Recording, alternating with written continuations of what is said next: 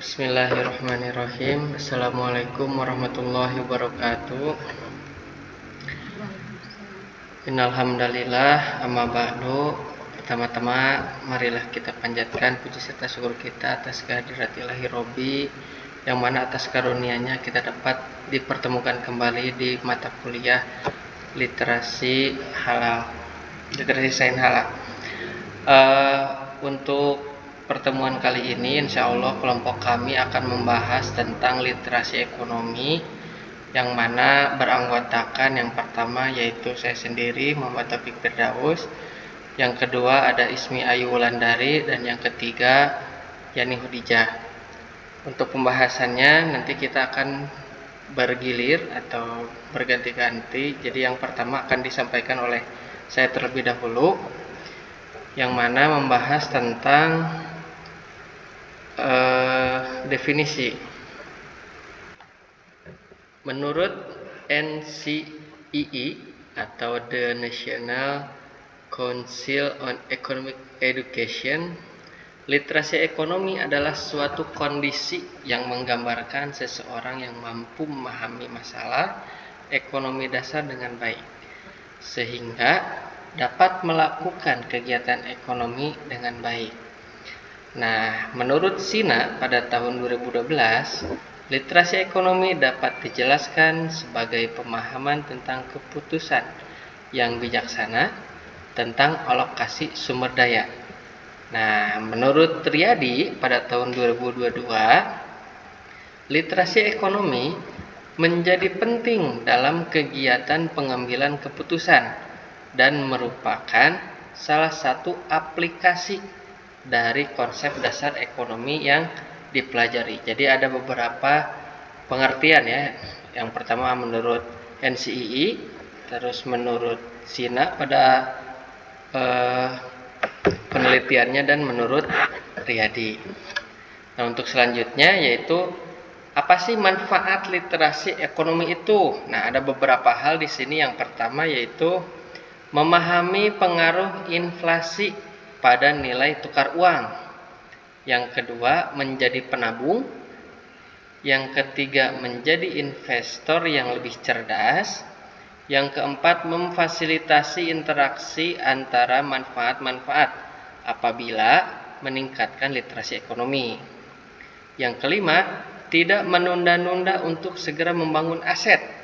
Yang keenam, berhati-hati membeli barang atau jasa menggunakan kartu kredit. Yang ketujuh, tidak mengabaikan hubungan antara uang dan tubuh. Yang kedelapan, menggabungkan kerja cerdas dan keras untuk membangun aset. Yang kesembilan, dapat membuat keputusan tentang berinvestasi yang tepat. Yang kesepuluh, dapat melatih diri untuk lebih bijak dalam menggunakan uang. Jadi pada manfaat literasi ekonomi ini lebih ditekankan ke aset ya, atau kita menginvestasikan biaya atau keuangan kita dengan landasan-landasan seperti tadi.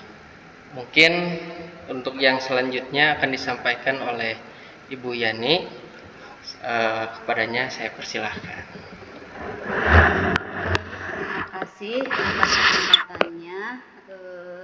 Tadi setelah menyimak pemaparan dari Bapak Firdaus bahwa ternyata literasi ekonomi itu sangat banyak manfaatnya. Karena banyak manfaatnya dari literasi ekonomi bagi seorang individu maupun secara global, maka perlu adanya standar pengukuran. Standar pengukuran yang digunakan untuk melihat seberapa dalam, seberapa jauh tentang literasi ekonomi. Dan standar itu, literasi ekonomi itu dikonversikan dalam suatu indikator literasi ekonomi. Jadi secara definisi, apa sih indikator literasi ekonomi itu? Yaitu suatu konsep yang digunakan untuk mengukur kemampuan seseorang dalam memahami dan menggunakan informasi ekonomi secara relevan.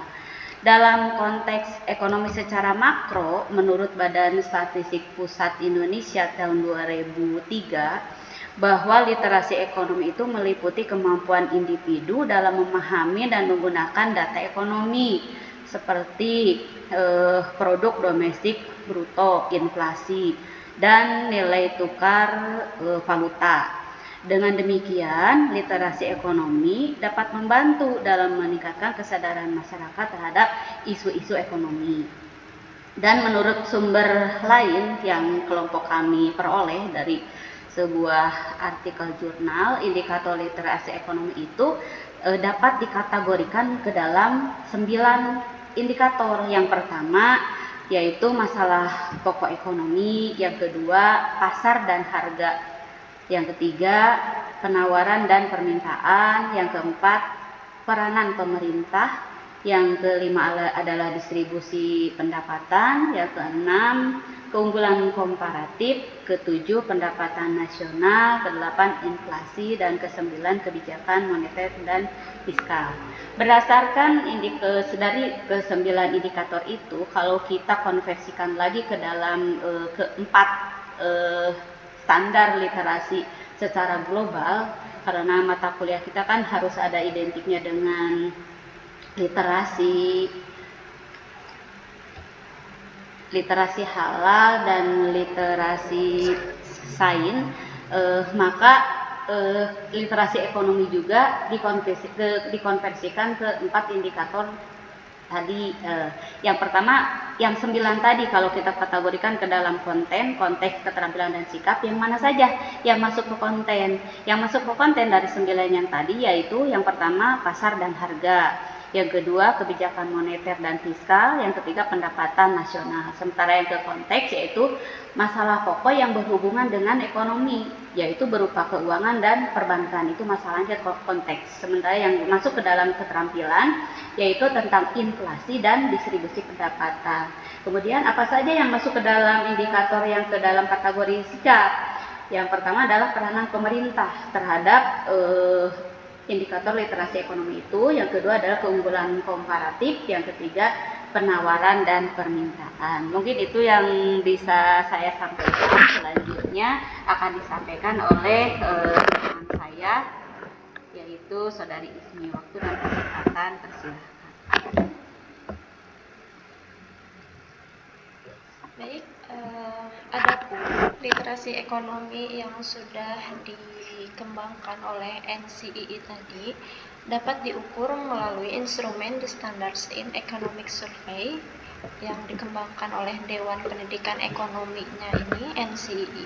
Nah, survei ini terdiri dari 20 pertanyaan yang diuji bagaimana pengetahuan dasarnya tentang konsep-konsep ekonomi. Adapun ini bagaimana cara untuk menghitung atau mengukur literasi ekonomi yang sudah didapatkan oleh para pelaku ekonomi. Berikut dari pengukurannya, bagaimana kita mengkonstruk teori-teori dasar tentang ekonominya, kemudian melalui validitas, melalui pengukuran, kemudian dicek responnya bagaimana, sampai mendapatkan respon akhirnya, lalu masuk ke dalam statistik survei. Begitupun dengan representasinya, mulai dari target populasinya, kemudian bagaimana mendapatkan sampling dari banyaknya populasi, kemudian diambil sampelnya, bagaimana responden, dan terakhir sampai post survey adjustment sampai mendapatkan survei statistiknya dalam pengukuran literasi ekonomi. Kemudian ini adalah contoh instrumen dari literasi ekonomi yang biasa dilakukan secara berkala. Ini yang skala untuk setiap sebulan sekali monthly. Nah, di sini ada kegiatan aktivitas ekonominya, mulai dari manufacturing, construction-nya, retail trade-nya, service-nya, dan wholesale. Nah, di sini ada bagaimana yang dilihat dari perkembangannya, kemudian dari waktu ke waktu Ini yang bisa dijadikan pengukuran untuk literasi, pemahaman literasi ekonomi seseorang. Kemudian ini ada contoh yang instrumen literasi ekonomi secara quarterly, 4 bulan sekali atau 3 bulan sekali. Di sini sama masih ada kegiatan aktivitas ekonominya berupa manufacturing, construction, services, dan financial services. Nah, biasanya instrumen-instrumen ini akan diisi oleh para penggiat ekonominya, mulai dari yang pemilik usaha, bisnis, dan lain sebagainya. Karena kita ketahui kegiatan ekonomi yang paling pokok itu mulai dari produksi, distribusi, dan juga konsumsi. Otomatis siapa saja yang menjadi pelaku dalam bidang ekonomi harus memahami bagaimana literasi ekonomi itu dapat diterapkan dalam kegiatannya sehari-hari. Nah, itu adalah contoh dari instrumen literasi ekonomi. Mungkin itu yang dapat saya sampaikan. Baik, terima kasih kepada teman-teman saya yang sudah memaparkan materi tentang literasi ekonomi. Dan ya, alhamdulillah pemaparan materi yang kelompok kami sampaikan berakhir di sini. Dan apabila masih ada kekurangan atau masih ada yang ingin ditambahkan, silakan kepada teman-teman semua atau barangkali Bapak dan Ibu dosen kita apabila ingin menambahkan atau bertanya, mungkin nanti kita bisa lanjut berdiskusi di forum LMS ya. Mungkin cukup sekian yang dapat kelompok kami sampaikan. Kurang lebihnya mohon maaf. Nun wal qalam wa yasturun. Wassalamualaikum warahmatullahi wabarakatuh. Waalaikumsalam warahmatullahi wabarakatuh.